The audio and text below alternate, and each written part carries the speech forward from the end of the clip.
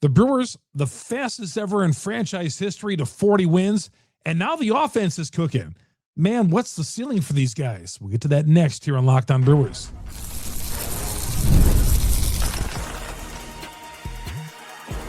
You are Locked On Brewers, your daily Milwaukee Brewers podcast. Part of the Locked On Podcast Network, your team every day.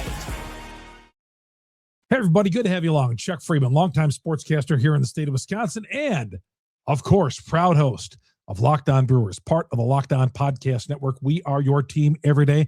Today's episode is brought to you by FanDuel. The biggest stage in world soccer is here. Let there be goals on FanDuel. Visit FanDuel.com to get started today. All right, on the show, talk about this three-game series. The Brewers are playing in Las Vegas against the A's. We'll get to that. The Miz, if you didn't see him on Saturday night, you missed something special once again with The Miz. And now the offense is finally cooking for the Milwaukee Brewers. How good can this team be? First of all, the fastest to 40 wins in franchise history. I feel like every year the Brewers break one of these records. Oh, it's the fastest of this, the fastest of that. And now the fastest of 40 wins. I want to guess that, but they broke the record that was set back in 2014 and 2018 when they did it in 67 games. The Brewers did it in 63 this year at 40 and 23. Get this. The Brewers have won 22 of their last 29 games and 27 and 10 since April 26th. I think there was snow on the ground in Milwaukee back then, April 26th. There could have been. Since April 26th, 27 and 10. Amazing. And now the offense is flying. They came off a three-game sweep of the Rockies. And I know people are going to say, well, the Rockies are terrible. They're still a major league team. And that's what Murph is going to say. And that's what a lot of execs are going to say too. They will tell you that off the record when you say, well, they went in there and they beat a bad team. Not in baseball. Not in baseball. It's different in baseball. In football, yes, a franchise certainly can give up. And you watch the Rockies were in all three of these games at one point, right? They were. Like even Sunday's game, they were in it. 12-4 was the final score, but they were actually ahead 3-1 in this game. So, yeah, I do not look at these games at all and belittle the opponent. Not in baseball. Yeah, you can do that in basketball. You can do that in the NBA. You can do that in the NFL. Certainly you can do it in college sports. But you can't do that in Major League Baseball. The Brewers, who had lost 2 in a row last week against San Francisco, and I was trying to talk you guys down on those bad losses and saying, hey, it's not the worst thing in the world. It's only two in a row. This team's going to bounce back, and certainly they bounce back, and they've won 3 straight games, the fastest to 40 wins, and yeah, that is just outstanding. The lead right now is 5 games over St. Louis, 7.5 over the Cubs, 7.5 over Pittsburgh, and 9.5 over Cincinnati. Now, I did this podcast late night. I mean, I always drop it late night on a Sunday night, but a little later than possible because I want to see the Cubs finish off that game. I was watching the Cubs game yesterday before the Brewers game, and the Cubs came back and won that game, a 2-out home run in the bottom of the 9th inning by PCA. And then, of course, when PCA hit the home run to tie it up with 2 outs in the bottom of the 9th, I shut the TV off because I knew it was coming. A buddy of mine later texted me. I knew if I would bet the farm, I would have bet the farm the Cubs would have won. Tonight, San Francisco wins it in extra innings 2-1. Oh, my goodness, it's great. I thrive in the Cubs' misery as much as I thrive in the Bucs, the Bucs, the Brewers, or Packers, any team from our great city having success. But after that 2-game skid, I had to talk you guys down because it was a tough 2 days against San Francisco, and there was a lot of negativity in my DM box and my messenger box, and I had to come on here Friday morning and say, guys, man, this is only their second 2-game skid in a month. Let's take it easy. And now they went to Colorado. And some of you guys are still going on and say, well, it's no, don't say because it's the Rockies. You can't do that on that. And they're going into Oakland. I knew I was going to say that. I knew I was going to call them Oakland. They're going in Las Vegas. The Athletics, who normally play in West Sacramento, but they're playing in Vegas this week. special 3-game series against the Brewers and 3 later on in the week against Colorado, I believe. And they write it themselves. This was a entertaining 3-game series, to say the least. Watching the Miz pitch on Saturday, and we're going to get to that. But Friday night's game looked like they were headed for a 3-1 loss. They come up with a 4-run top of the 9th inning, and I'm thinking they're going to win this game. Miguel spits up the 2-run lead in the 9th, and then the Brewers come back and pitch and get 4 runs at the top of the 10th. Now, Ashby had us peeking over the coffee table a little bit because he was struggling out there, but he got us to the finish line on that. And then Saturday night, the Miz was just amazing. The Miz, again, this is the point we're going to remember about the Miz's career, early in his career at least. 7th inning on Saturday night, guys at first and second, a base hit, put runners on the corners. It was like one of the hardest hit balls. I think it was the hardest hit ball off of Miz all night. So Miz shakes off Contreras and Murph in the dugout. And he was not being disrespectful. I hope you guys understand that. He was not being disrespectful. I think Murph was looking at a heat check there. It was not like Murph was saying, Miz, you're coming out of this game. Oh, no, I'm not. Well, maybe a little of that, but it was not done in a disrespected way. Miz is not that kind of guy who's going to disrespect the manager. But he was saying, I got this. He was saying, I got this. And he liked that from a pitcher. And Murph liked that. Now, if it would have backfired on the Miz, well, Murph would have lost a little trust in him, I'm sure, right there. But Murphy was saying before the game today, might have been either before the game today or last night. Either way, he said he was asked about the Miz hitting 103.7, a radio station in Milwaukee, and there's a few, and one in Chippewa Falls too. But Murph says, and he wasn't being a jerk about it. He said, well, we just got to get off of the velo part. I mean, the velo part's great, but location to him is more important than the velo. And this year, Miz has thrown 400 pitches of at least 100 miles an hour. And I'm wondering if they're going to tone him down a little bit. I mean, what do you say? You don't say, well, Miz, you got to throw slower. But, I mean, he's pitching at such a rate that no one has ever done in Major League Baseball before, that you want to keep him healthy. You want to keep him going. You want to keep him strong. You don't want him fizzling out in September and mostly in October, because we're going to be there in October, I believe. But, yeah, I wonder. I mean, yeah, Murph is he wants more location than velo. Of course, he loves the 103.7, but the location, he says, is important for him. 400 pitches of 100 miles an hour. Miz is totaling up more pitches and innings this year. He's going to end up with more than he ever has. I do wonder with Miz if they will ever get to a point later on in July and August where they scale him back a little bit. And I know some of the old school guys out there, okay, I'm an old school guy myself.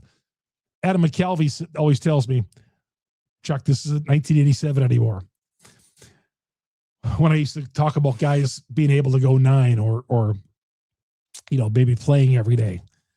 They're scaling these guys back. They're watching their innings. They're watching their pitches. And I wonder, maybe in a month from now, if we're having this conversation about Miz maybe missing a start, maybe pitching a few innings in mid-relief during his turn and an opener happening, and him going like 4 or 5 innings there with an opener just to save on that arm. He's going 6 or 7 every game. And yet that's just the way we are in baseball right now. And I've accepted that. About 10 years ago, I started accepting it. And that's the way we are. We're watching these guys, and an old school guy will say, well, we watch these guys and they still get hurt anyway. I hear you, but that's the way it's done. But I don't think we're in that conversation yet. But I'm wondering if eventually, if we'll get to somewhere that Miz is throwing, is going to be piling up some innings and these pitches over 100 miles an hour, if they taper them off a little bit. I just thought I'd throw that out there for a little bit of a thought. But it was a great weekend. Great weekend in Colorado. Great TV watching. And 10 extra base hits. A 7-run seventh. El Gary getting on a board with a 447-foot home run. El Gary has not hit a home run in 2 months. And El Gary lays into one. Turns on one. And the balls are flying out for the Brewers. Well, they hit only one home run today. But they had 5 on Saturday night. Wind was blowing out the left field. That second one, well, the one by Bowers and then Terang, they both hit it, I believe, in the 8th inning. I mean, those were wind carried. But a homer is a homer, right? A homer, because, there going to be times when wind's going to be pushing back some of those balls, too. Shane Drone, he was terrific. Shane Drone was terrific. We're going to get to some of that. A couple of other stars of the weekend. Want to preview the Athletics series. And there was that banana ball that happened this weekend. A lot of you guys sent me pictures that you were out there at Banana Ball this weekend and enjoying that. We had the creator, Jesse Cole, on the podcast, on a bonus podcast late last week. So we'll get to all that coming up next here on Locked On Brewers, part of the Locked On Podcast Network. We are your team every day. FanDuel. FanDuel is America's #1 sports book for a reason. Man, they got you covered in all sports. And right now, the biggest stage is World Soccer. It is here. And every match feels like it's got the potential for a memorable moment. One goal can completely change the energy of a game, shift momentum, alter the outcome of it in an instant. That's what makes tournament soccer so exciting, from the opening whistle to the final kick. And now FanDuel is giving fans another reason to stay locked in every match with every goal pays bet on a match and get bonus bets for every goal scored in that match. More goals mean more bonus bets. All you got to do is turn on your token and away we go. I'd be looking at those matchups where both teams are aggressive offensively. Do your research on that, because those games can open up fast, and the more chances that are being created, the more exciting the match becomes from beginning to end, and you can benefit from each goal that is scored. From the opening whistle to the final kick, let there be goals on FanDuel. Visit FanDuel.com to get started today, and they have the live betting on FanDuel as well for soccer, as they do for all the other sports, and baseball and the NBA Finals as well. I've been raving about their live betting. It is fantastic, but you got to visit FanDuel.com to get started today. FanDuel.com, FanDuel.com. Also, hymns. ED is way more uncommon than people think. Millions of guys deal with it at some point in their life, and that's exactly why HIMS offers a straightforward way to handle it. HIMS connects you with licensed healthcare providers online, giving you access to legitimate ED treatment options from the comfort of your home. No awkward appointments, no pharmacy lines, just straightforward process that makes it easier to take care of yourself. The whole process, very, very simple.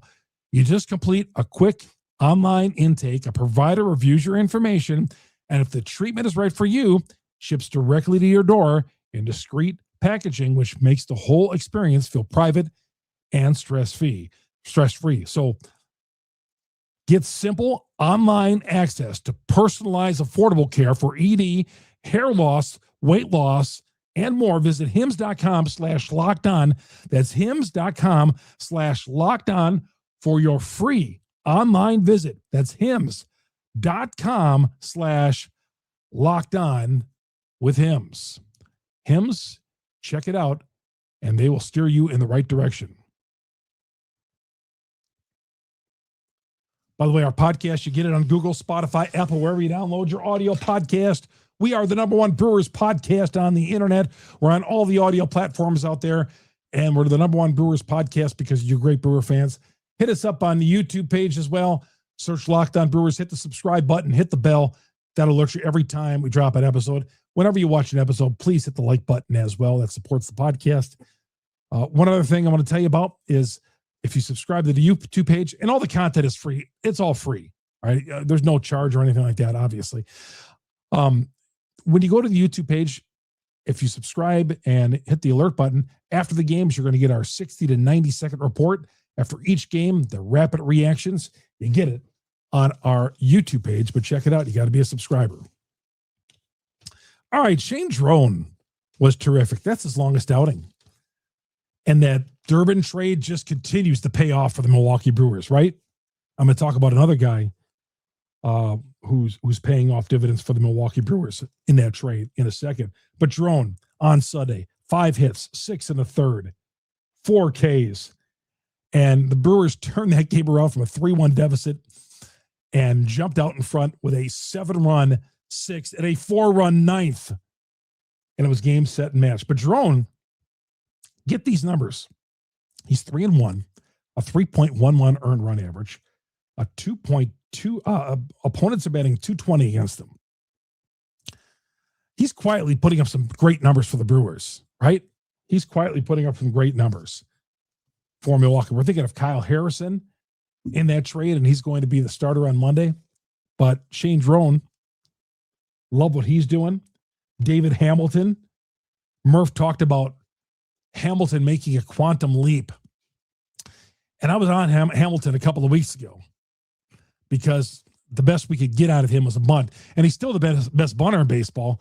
But now there was an article done by Kurt Hogue in the Journal Sentinel who details all this. It was a great article about the adjustments the Brewers have made on him as opposed to what the Red Sox couldn't do with him. The Red Sox, this one trade, this Durbin trade, the Brewers make the Red Sox look really foolish in this deal, right? Because Durbin, all right, he's turning it around a little bit, but the guys the Brewers got back are producing for Milwaukee. David Hamilton went 4 for 5 with a home run on Saturday night. 4 for 5. In addition to the blazing speed he gives, he's not as good a defender at shortstop as Ortiz, and Hamilton did not play on Sunday. Ortiz got the start at short. But Murphy said a quantum leap will happen with this guy. The Brewers have worked with him. They have spent more time with David Hamilton than anybody else on this team. They've worked more with Hamilton than anybody else. I did not know that until Murphy broke out that news. But they have spent a lot of time. They see a lot in David Hamilton, obviously. And you know how it is when the Brewers zero in on somebody that they love, that's their guy. And right now, Hamilton is just, you know how it is, like in golf. You work through those swing mechanics and you got a million thoughts through your head.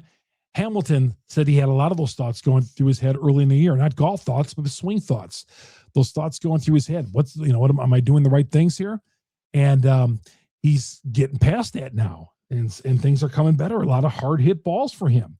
Murph loves the fact also that he could play shortstop, third base, second base, center field. You could play this guy everywhere. So Hamilton, Drohan, Harrison, who we're going to see on Monday night, been great. Another guy who's been great quietly and draws a lot of criticism from Brewers fans is Garrett Mitchell. Since May 14th, he's batting .327. He had a 3-hit game on Sunday. So Garrett Mitchell, going back from a ball at the center field, you don't feel real confident in him going back on a ball in center field as you do other guys going out there in center field. But offensively, I still think there's a ceiling yet to hit for him. How about Vaughn hitting a triple on Sunday? He's batting .520. He's batting .520 against left-handed pitchers. And that's the reason why he's in the lineup. .520. Wow. Man, the Brewers hit. What's the ceiling for them if they continue to hit like this, right? I mean, sometimes the Brewers games this season have been like, oh my God, 1-0, 2-1, get a base hit, get a runner aboard. This weekend, well, Friday's game was kind of taking that path, and then they scored the 8 runs in the 9th and 10th innings. If you had the under in that game, man, I felt sorry for you, but not if you had the Brewers. because you came out on top. And Saturday, five solo home runs and 7 runs or 8 runs, 7 runs, I think it was. And then Sunday coming back and exploding late for a 12-4 win. Great weekend for the Milwaukee Brewers. Now moving on to the Athletics.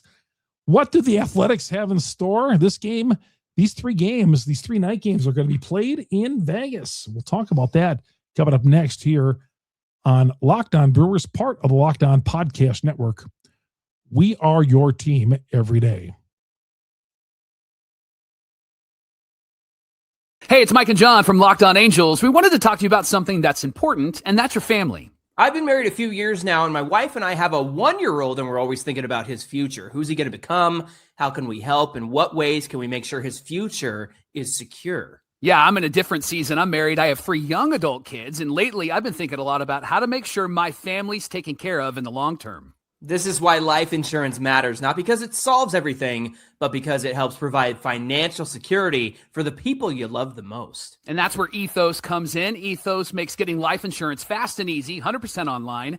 You can get a quote in seconds, apply in minutes, and even get same-day coverage, and there's no medical exam. You just answer a few simple health questions online, and you can get up to $3 million in coverage. Some policies are as low as $30 a month.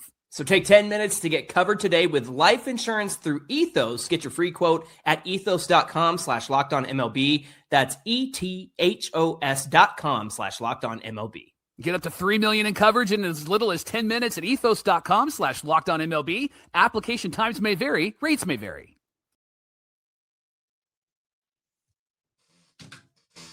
All right.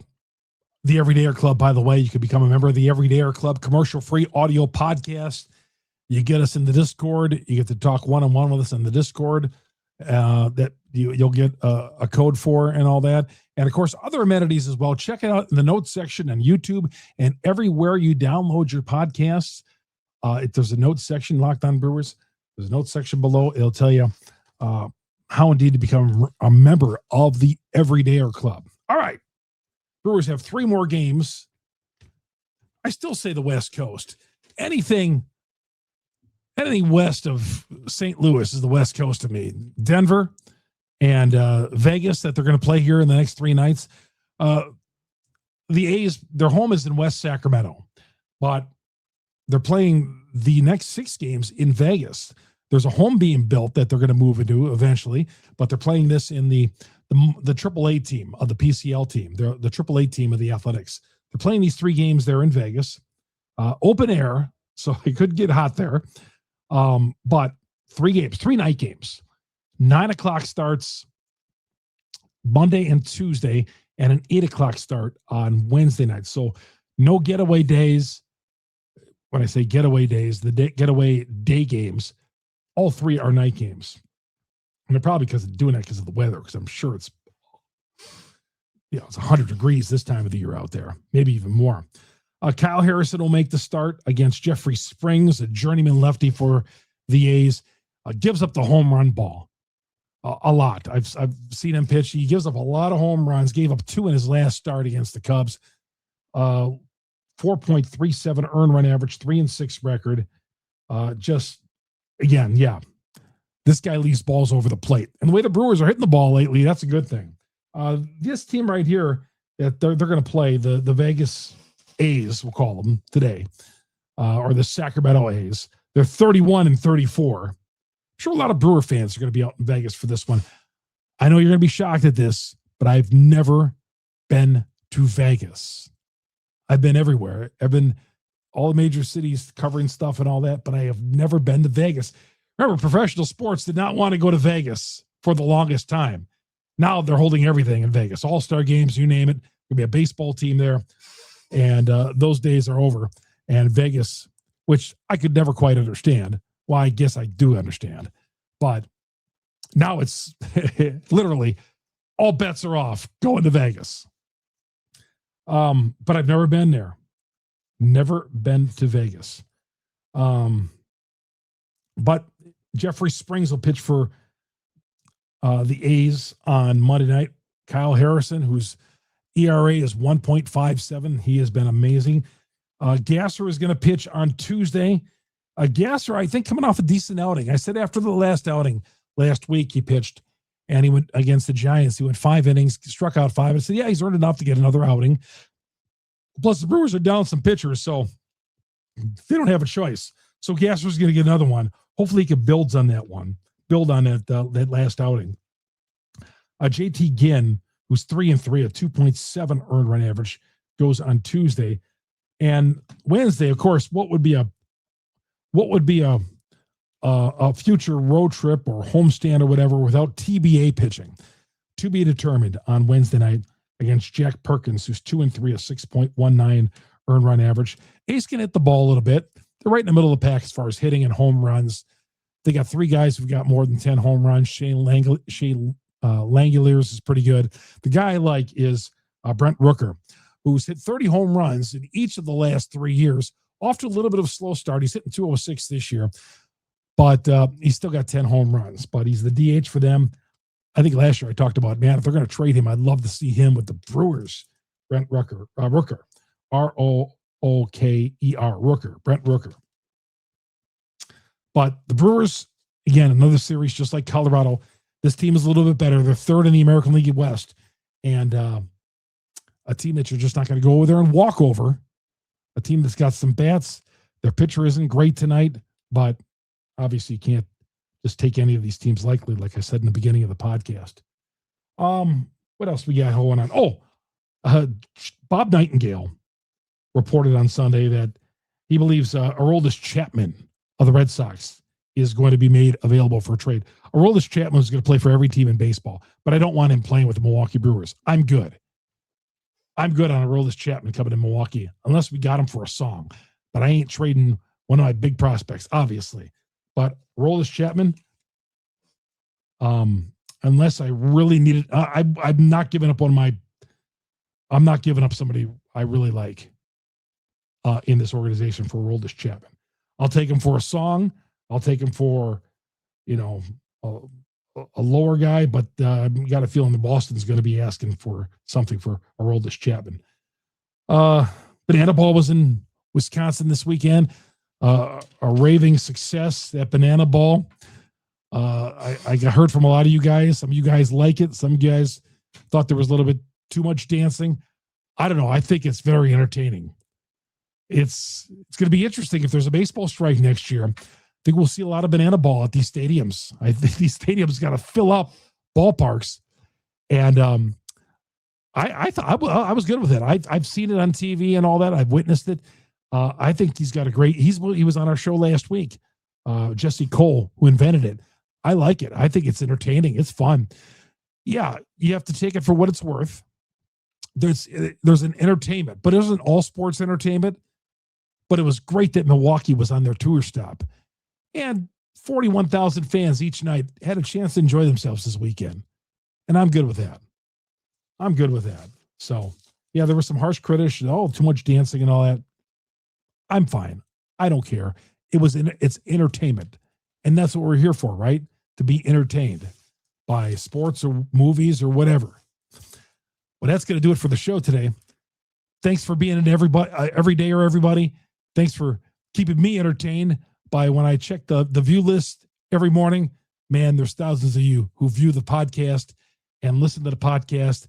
That makes me feel good. I love running to y'all. Ran into a guy over at the gas station here the other day. He later wrote to me and said, Chuck, was that you there? Yes, that was me. Why did you say something? If you see me, please always say hello. Always, always, always say hello. Wasn't for you guys. Wasn't for you great Brewers fans out there. I wouldn't have this. I wouldn't be doing this right now. The fans, as I've always said, are number 1, 2, and 3 to us broadcasters. At least to this broadcaster it is. Have yourself a great Monday, everybody. Chuck Freimund, Locked On Brewers, part of the Locked On Podcast Network. We are your team every day.